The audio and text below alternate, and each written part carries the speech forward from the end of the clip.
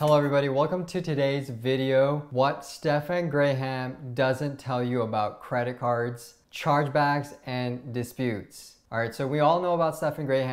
He has multiple videos about credit cards, credit, finance, mortgages, and whatnot, but I don't think I've ever seen a video where he ever mentions or talks about credit card disputes and chargebacks, which is like an amazing perk that credit cards offer for consumers, entrepreneurs, and even business owners. And you're asking me, so what is it? What are chargebacks? What are credit card disputes? Let me know. Basically, this means any charges you have on your credit card or transactions you have on your credit card that you did not authorize can be disputed. And when you dispute unauthorized transactions, those funds are immediately returned to you, usually within 24 to 48 hours. However, you can also dispute every single transaction on your credit card statement. Now, whether you actually want to dispute the transaction or not, or if it's valid or not, is up to you. Obviously, you shouldn't be disputing every single transaction because that's not good. You should only be doing this for transactions that you are unsure of or that you definitely know that are not done by you. Basically, someone somehow got your credit card details and used it without your permission and purchased a bunch of goods and services and you didn't do it at all. All of that money that was used will get returned back to you, no questions asked. With that being said, even though you can dispute every single transaction, you don't want to dispute every single transaction because if they're not fraudulent or if they're not covered, then technically you're committing fraud. And if you have too many chargebacks on your credit card, then credit issuers, financial institutions, and banks don't really like to see this. And so you could get booted off, whether this means kicked off from the financial institution that gave you this credit. So let's just say Chase gave it to you. Chase may kick you off from their platform and you're not allowed to use their platform ever again.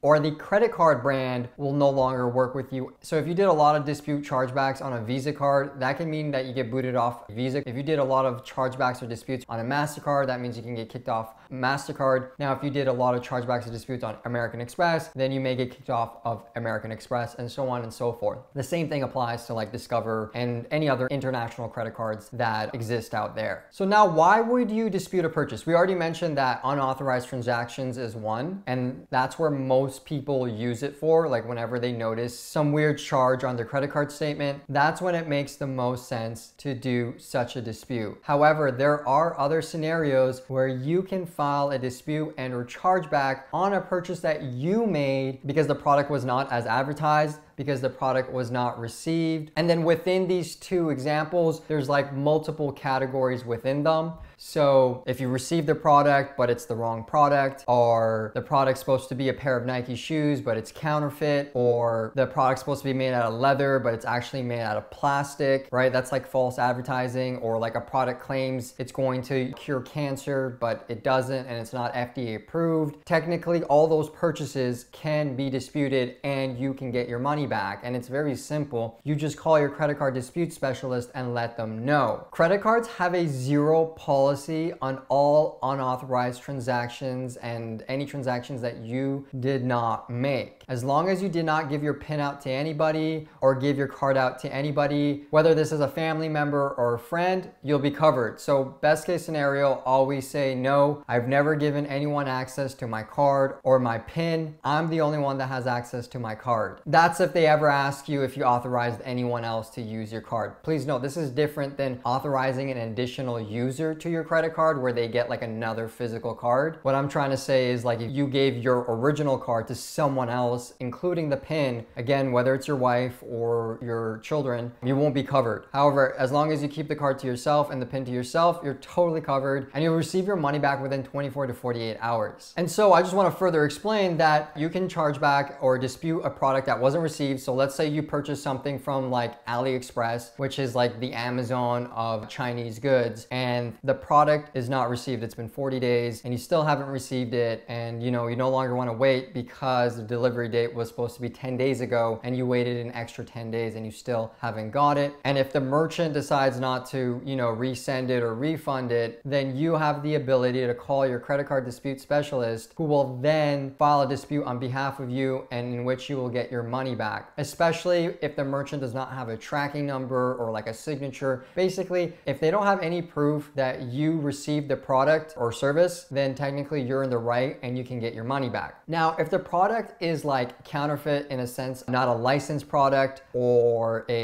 not a legally branded item. So let's just say you bought Pandora jewelry for your wife and you purchased it from like a third-party store and it looks a bit off, you can then technically dispute that too. However, in that scenario, you would then need to go into like a Pandora store and get a paper sign stating by the owner or someone that works there that this product that this individual purchased from this store is deemed counterfeit and is not authorized and or licensed by Pandora. Something around the lines of that. You would then get this document, you would send it to your credit card dispute specialist, which then will send it over to the chargeback team, and then they'll file a chargeback for you, and within 20 to 48 hours, you will then get your money back. Now, another scenario would be like, say you purchased a leather coat, it was advertised as being genuine leather, let's just say cowhide or cow leather. However, you received it, you know, it has that plasticky smell. Clearly, it's not leather. You would either go to a person who deals with leather or sells leather products or leather coats, and you would then ask them again to sign like a document stating that this product purchased from this store by this customer is not an authentic leather coat and it is counterfeit and it's made out of plastic. You would then get this document and send it to the credit card dispute specialist, who will then send it over to the chargeback team. And again, within 24 to 48 hours, you will get that money back. And so this is really good for those who are in the business of importing products or buying products and then selling them, right? Like if you run an e-commerce business or a drop shipping business, this is really vital, because if you imported a bunch of coats and they're supposed to be leather and they're not, like what are you going to do with these coats? You can't sell them because your website is dedicated to selling authentic leather coats. So you can then dispute it and get that money back. And at the same time, a lot of e-commerce drop shippers would buy products from AliExpress and nothing actually gets delivered. And many people don't know that you can actually dispute all those transactions that weren't delivered by that AliExpress merchant that was supposed to deliver those goods to your online store's customers, right? So that's a great tool that entrepreneurs and consumers can use, both for importing and just simply for buying products online or buying products in general, whether at a store or at a physical place. And this doesn't only apply to products, this can also be services too. If you bought a service like, let's say, your home renovation, and they're supposed to renovate your room into a bathroom, and the document states that, like the document that you signed to say, hey, I want to pay $4,000 to renovate the small room into a bathroom, and they end up making it into a bedroom, technically speaking, they didn't do what you asked them for, and so you should be able to dispute that charge and get that money back. Again, you may need to bring a specialist in to sign a document to provide proof, and then once you have that proof, you just send it in. With that being said, there is like a time limit on when you can dispute a purchase. Some credit cards have within 30 days of like the transaction date, or 30 days from the date of delivery. So you bought a product from Amazon on January 1st, however, it doesn't get delivered until January 15th. You technically have 30 days from January 15th to file a dispute if you need to file a dispute. Now, if you purchased a product from like January 1st and it doesn't get delivered until December 31st, then technically you will have 30 days from December 31st to make that dispute. And the same thing applies to unauthorized transactions. You usually have 30 days to notify the credit card dispute specialist that there are unauthorized transactions on your credit card and you want to dispute it. With that being said, many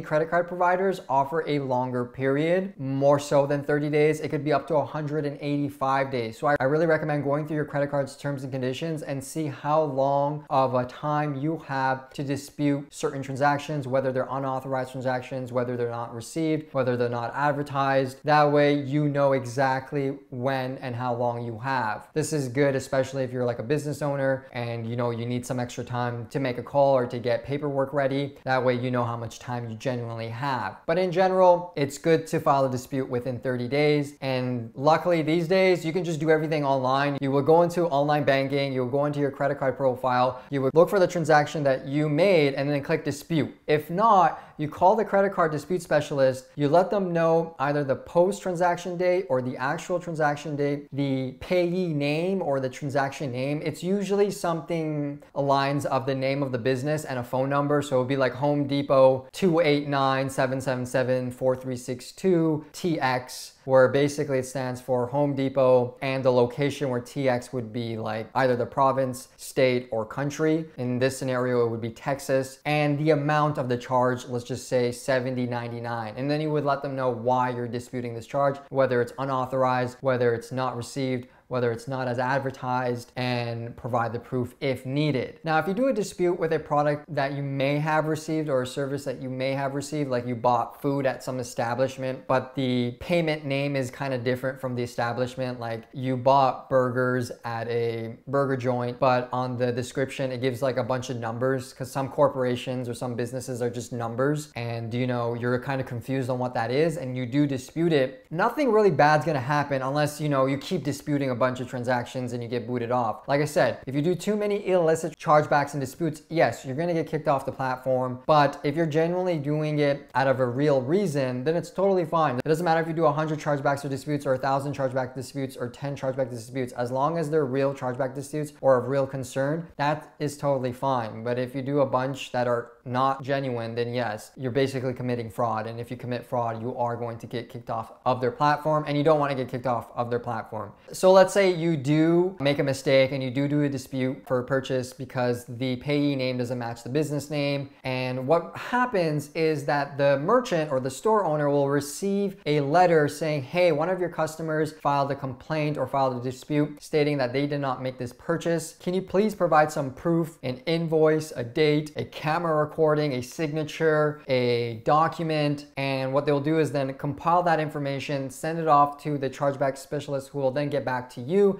and be like, hey, Mike, actually on this day, you purchased 2 burgers for $19.99. And then it'll be like, was that you? And then you'll be like, oh yeah, I did purchase burgers 1 week ago. And so what would happen is that $19.99 that was refunded to you within 24 to 48 hours will actually be taken back from you and then given back to the merchant. So you did a chargeback dispute for a transaction that's worth $19.99. It was credited back to you. However, after the dispute, you realized you were in the wrong and the store was in the right, and then the money will just automatically be taken from your account. So in those scenarios, when you're not sure if it's an authorized charge or unauthorized charge, I really recommend keeping that money aside for like 40 days and then call in and be like, has the dispute been finalized? And if the dispute has been finalized, then technically you can keep that money. And the same thing can be mentioned for whenever you're doing a dispute regarding about, like, let's say counterfeit product or an unlicensed product or a product not advertised, or you received the wrong item, or you didn't get the service that you paid for, then I recommend always keep that money aside, that credit aside. There's 2 ways you can do this. You can either transfer that credit from your credit card into your checking account. You may get charged like a $5 fee, or you just leave it into your credit card balance, and after 40 days, if everything's all good and gravy, then you can keep that credit and either use it on your credit card or transfer it to your checking account. Like I said, there may be a charge. Make sure that when you do a transfer, that it's above your credit limit. So let's say you spend $10,000 and you paid it off in full, and then you get credit $20. So your total credit limit will now be $10,020. That extra $20 you can move and you'll just get charged like maybe $2 to $10. However, anything above that, you may get charged extra. That really depends on your credit card issuer. However, in general, if you do call in, they'll most likely waive this fee for you. So it's up to you. You can just call in and be like, hey, I have an extra $3,000 credit due to a purchase I made that I disputed and I won the dispute,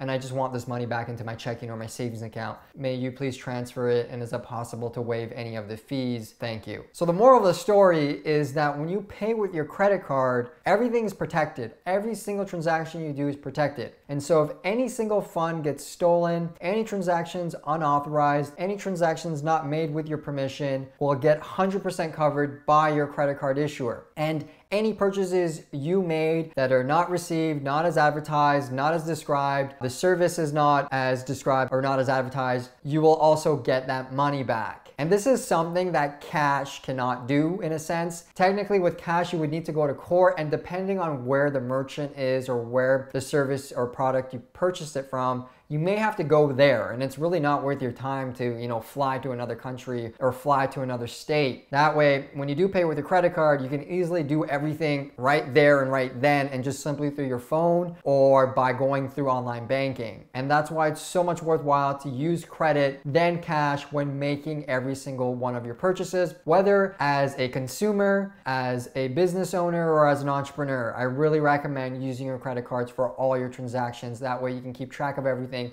and dispute anything if anything happens to happen. So if you enjoyed this video, don't forget to like, subscribe, and hit that bell notification, and see you in the next video. Have a great one, everybody.